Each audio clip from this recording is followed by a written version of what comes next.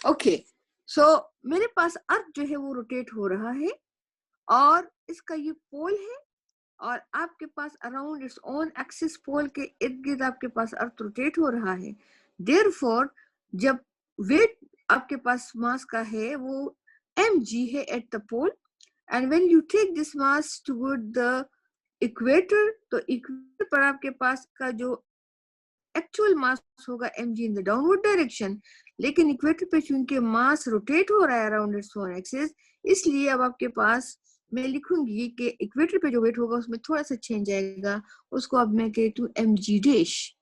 So this mg dash will be equal to mg actual weight है minus m omega r square, जो आपके पास centripetal force इसको push कर रहा है away from centre. Negative sign मैंने इसलिए लगाया है कि weight mg is directed toward the centre and जो आपके पास अब रोटेशन की वजह से सेंट्रीपिटल फोर्स है वो अवे फ्रॉम द सेंटर है।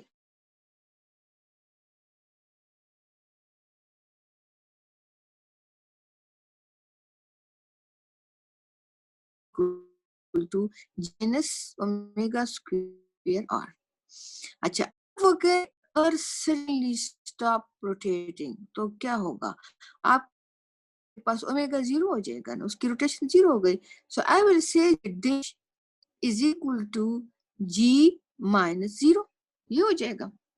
अगर ये आपके पास जीरो हो गया है तो इसका मतलब ये है कि आपके पास अब जी डैश जो है वो जी के इक्वल आ गया, यानी आपके पास अगर ये अर्थ रोटेट करना शुरू कर ले तो क्या होगा, आपके पता वेट आपके पास इक्वेटर पे आ जाएगा। It mean that the weight will increases, rotation की वजह से स्लाइटली आपके पास इक्वेटर में वेट डिक्रीज हो गया था और अब आपके पास वेट इंक्रीज हो गया है थोड़ा सा। So the answer is that, इसका आंसर है weight will increases on the,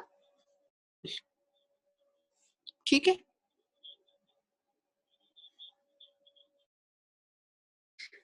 Okay, next question is, if solid sphere and solid cylinder of same mass and density rotate about their own axis, the moment of inertia will be greater for solid sphere. The largest mass arrives first and the one that has the largest radius arrives first। ये question ही कुछ अजीब सा है, but actually मेरे पास जो है उनका question है कि अगर मेरे पास सॉलिड स्फीयर और सॉलिड सिलेंडर आप सेम मास के हैं और उनकी डेंसिटी भी सेम है, वॉल्यूम मतलब सेम है, सब कुछ सेम है, and they're rotating about their own axis, तो मोमेंट ऑफ इनर्शिया आपके पास किसका ग्रेटर होगा? मोमेंट ऑफ इनर्शिया आपके पास जो डिस्क का है और जो स्फीयर का है वो डिपेंड करता है, किस चीज पे डिपेंड करता है? हमारे पास moment of inertia of a sphere is equal, this is 2/5 mr square, ये आपके पास स्फीयर के लिए है, और सिलेंडर के लिए जो IC है वो आपके पास है हाफ mr, ये आपके पास सिलेंडर के लिए है। अब ना मुझे उन्होंने दिया हुआ है यहाँ पे r की हमारे पास नहीं है, रेडियस ऑफ द स्फीयर भी नहीं, ऑफ द सिलेंडर भी नहीं है। अगर ये हमें ये बात बता देते कि मास भी सेम है और उनके आर भी सेम है, फिर बताओ कि किसका है, तो फिर हम उसको कंक्लूड कर सकते थे कि किसका ज्यादा है, वो नजर आ रहा है आपको। लेकिन अगर मुझे आर नहीं पता तो इसके बारे में मैं किसी किस्म की कोई इंफॉर्मेशन नहीं दे सकती हूँ कि किसका ज्यादा होगा किसका कम होगा, किसी का भी नहीं ज्यादा होगा। हमारे पास वी कैन नॉट कंक्लूड कि क्या कौन सी चीज आपके पास ज्यादा होगी। यहाँ पे सी ऑप्शन में दिया हुआ है that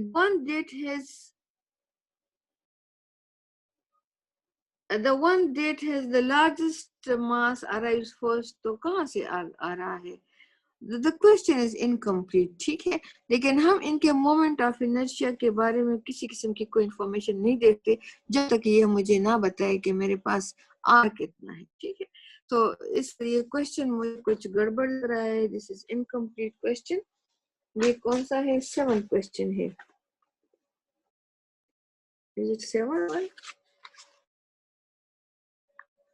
नहीं, ये 9th क्वेश्चन, क्वेश्चन नंबर 9 है। तो क्वेश्चन नंबर 9 आपके पास कुछ सही इंफॉर्मेशन नहीं दे रहा, ठीक है।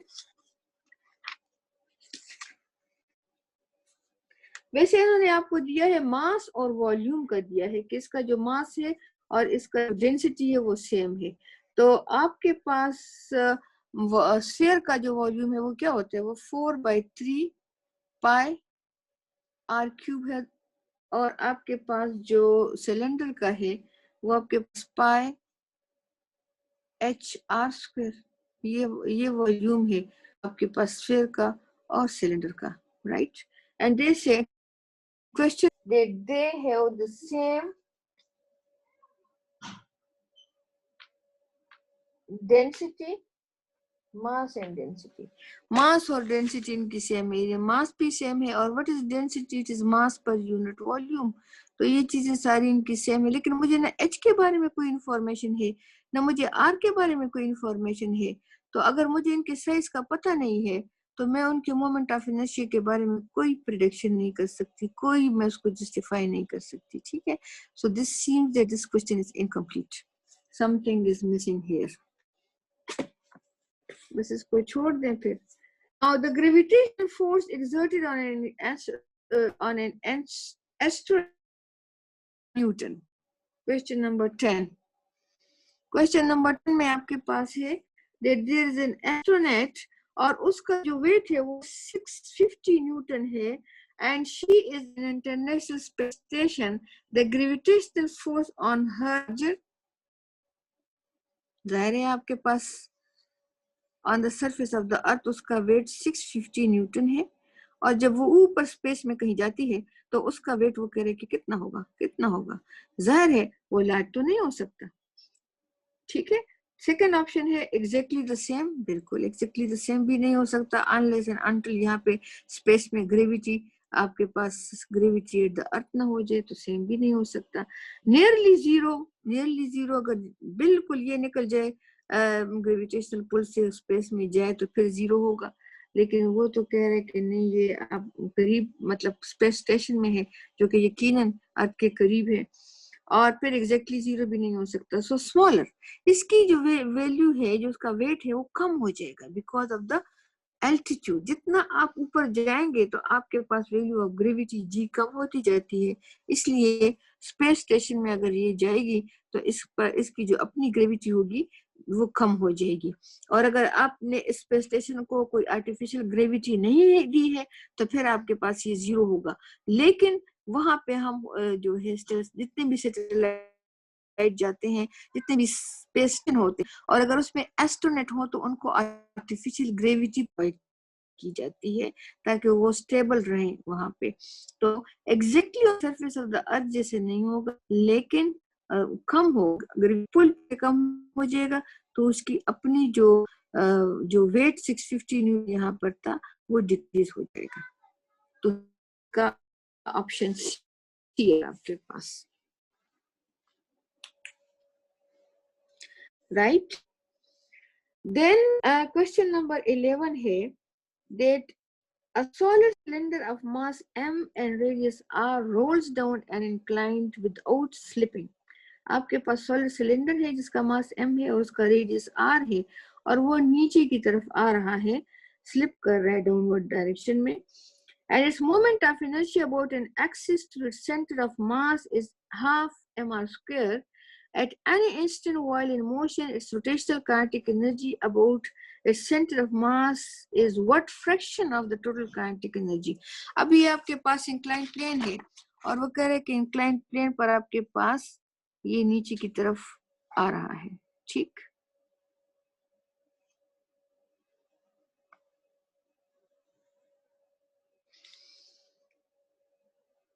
सही है। जब ये नीचे की तरफ डाउन आ रहा है तो इसमें कुछ एनर्जी जो है वो काइनेटिक एनर्जी है, हाफ mv स्क्वायर रोटेशनल भी है, ठीक है। और कुछ इसमें जो है उसकी ट्रांसलेशन के साथ साथ रोटेशनल, ये दोनों आ जाएगी। तो ये हो जाएगा हाफ आई ओमेगा स्क्वायर।